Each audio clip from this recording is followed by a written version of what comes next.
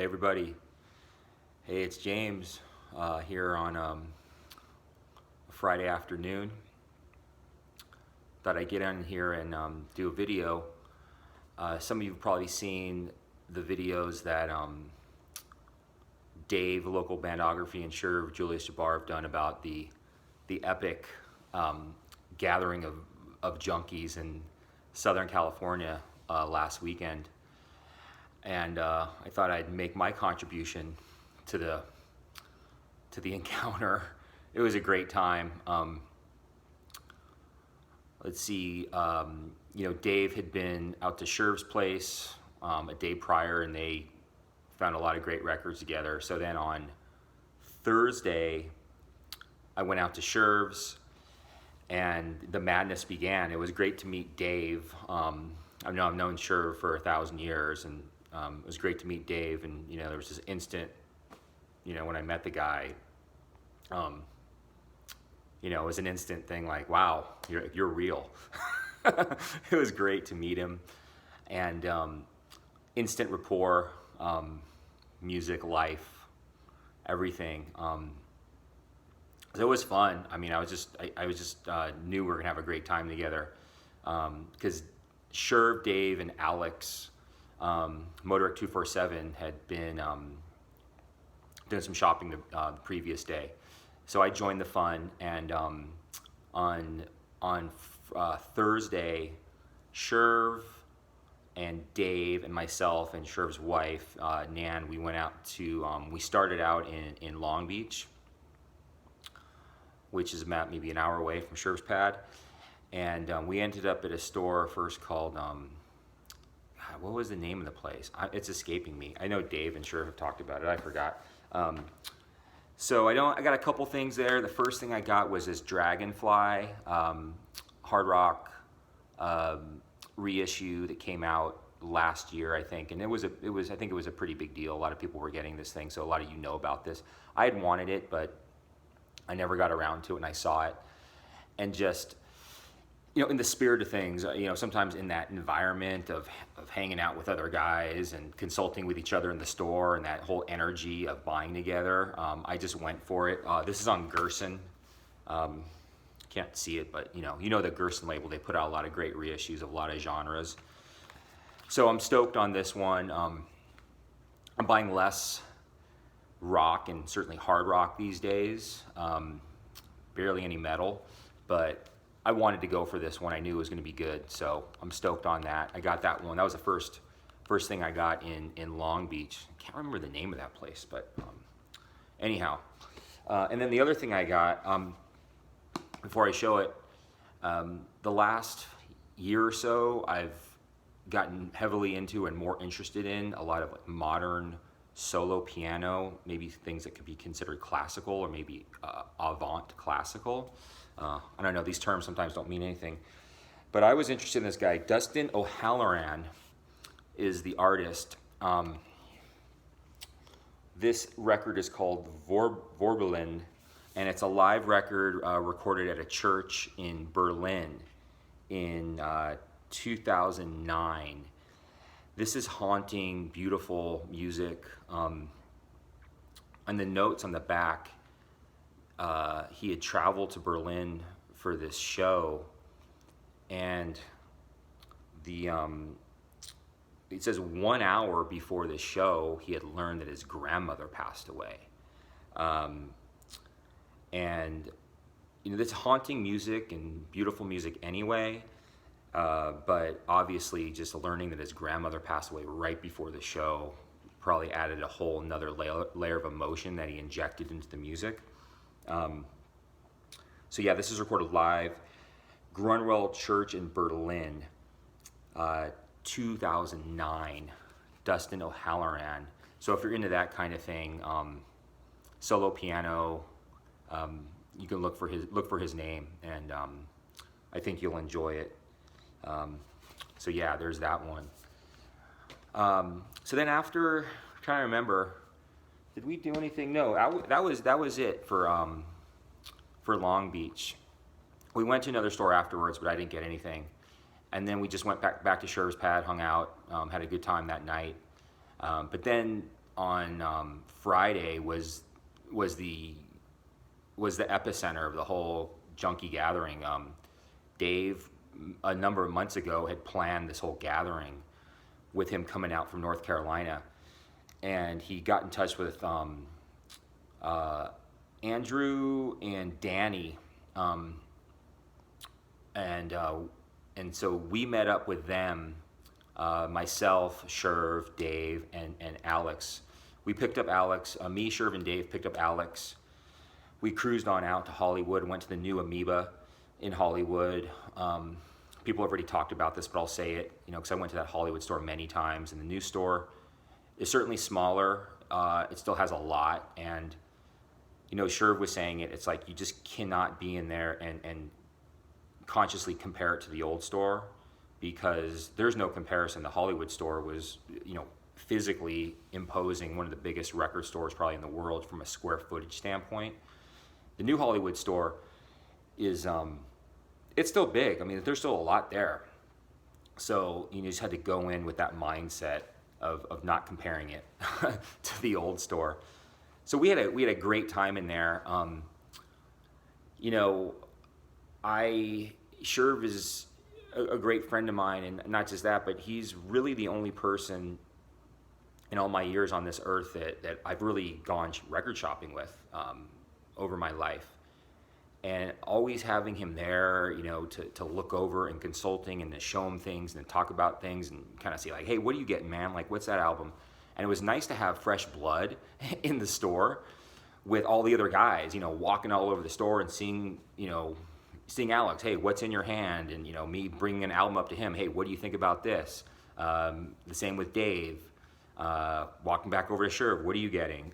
I love that whole aspect of shopping, of buying. It's, to me, obviously I want to buy the records, but the actual experience of being in there with other people and having that shared experience of looking and sharing and consulting and asking questions and analyzing and talking about, that's almost as fun. Maybe it's more fun to me. I mean, that could be a whole topic to discuss on the VC, is just the record store experience, besides the actual music. So I was digging that. That was fun. We were in there for maybe not as long as I thought, maybe not even 3 hours. And in most cases, like when Sherv and I go together, we'll be in there for 4, maybe more. Take some breaks, come on back, hold my records, I'll be back. That type of thing. But anyway, so I'll show you what I got at Amoeba. Didn't get a lot, but got things that I was really satisfied. I'm not as I'm more selective these days, and I just want to get things I'm interested in rather than forcing it. So on the aligning with that Dustin O'Halloran, I was looking in their classical section, and I found a couple things I'm interested. It's this Leo Zversky called River Without Banks on the what label is the Unseen Worlds label. They put out a lot of interesting releases. I have seen this album for a number of years and didn't know anything about it, but just something about the cover and the hype sticker, I was interested in it, but I kept putting it off, and I finally went for it on this run. Here's the hype sticker.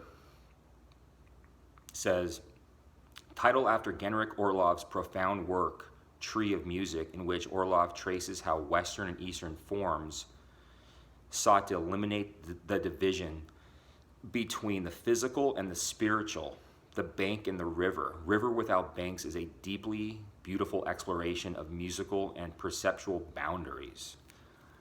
So that's telling me a lot right there. This isn't a blind buy. That's telling me a lot. And I've said before, I don't think there's any such thing as a blind buy. The musicianship, so Leo Zversky plays piano, Tibetan singing bowl, and Wurlitzer. And you have bass, gong, cello, and trumpet on various tracks. So very spare, interesting emotions, interesting layers here. Really beautiful record. and this thing was, I think, 17 bucks, so cheap in comparison to things how most things are these days. And this was recorded, I think, in 2007. No, I think it was later than that. Maybe 2017. Oh no, here it is. Yeah, 2017 when this record was recorded. So Leo Seversky, really nice one. The next one I got is something that I didn't know anything about. I hadn't seen before, but I went for it based on that beautiful photography and the hype sticker. It's Shida Shahabi.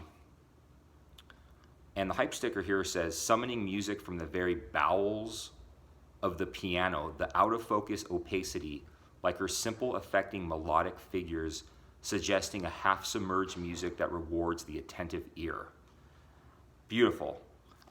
So that information based with that photo, and it's Shahid Shihabi. She plays piano, synthesizers, and electronics. There's a little bit of cello on here.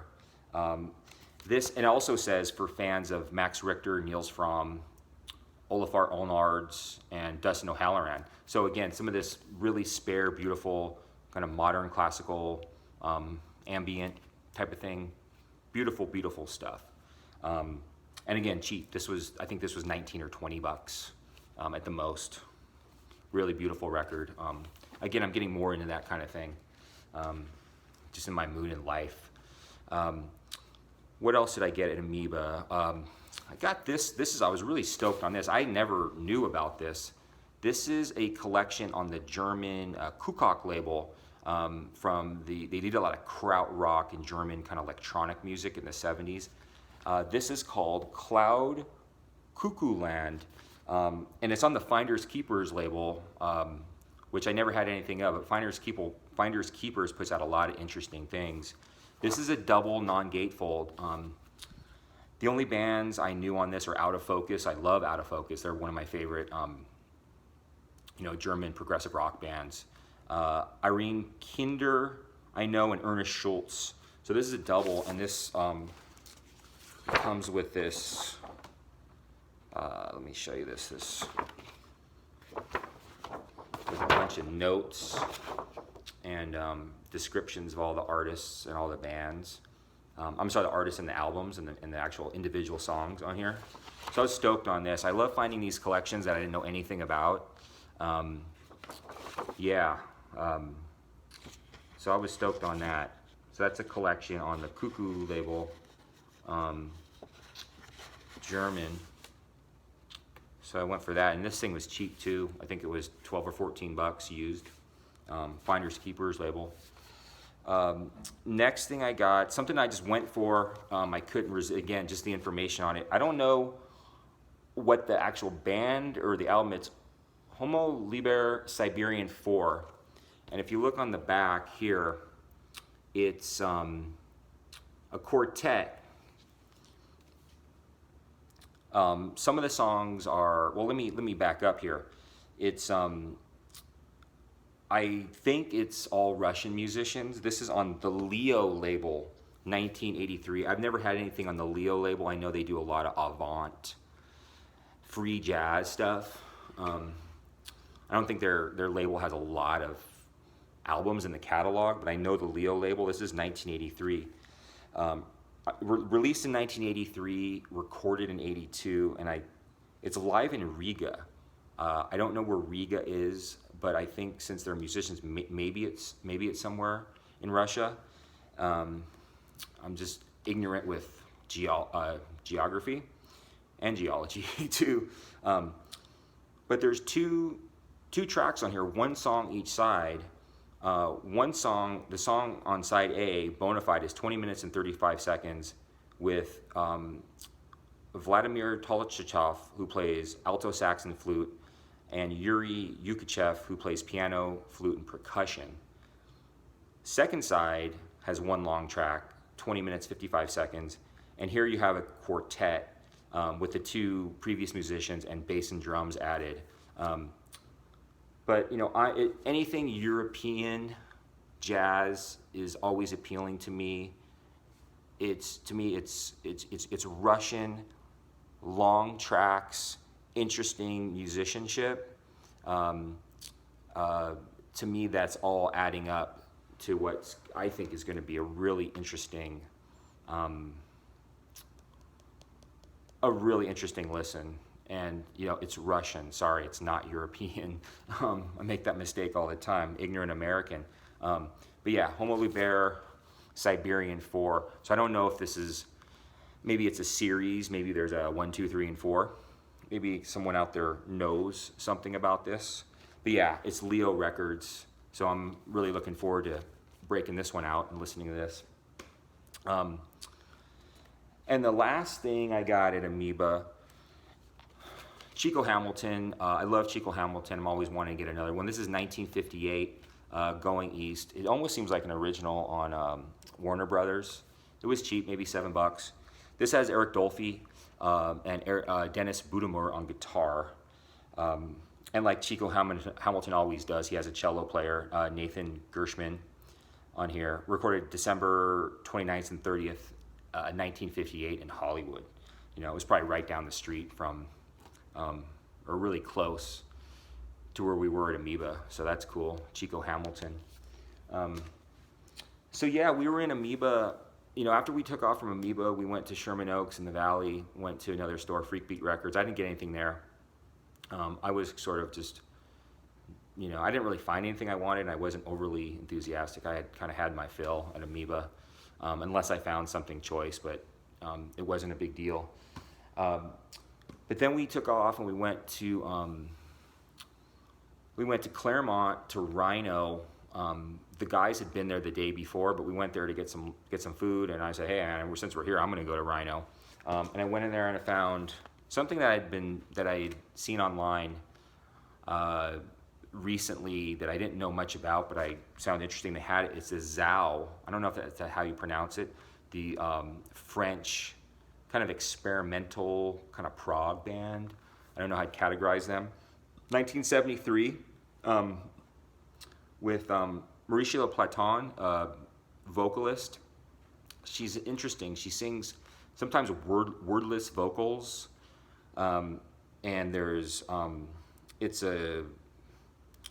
guess it's a sextet. You have, piano, sax, bass, violin, and drums. I haven't listened to this yet, but I'm looking forward to it. This is on the Replica label. They put out a lot of interesting reissues, and here's the pictures of everybody.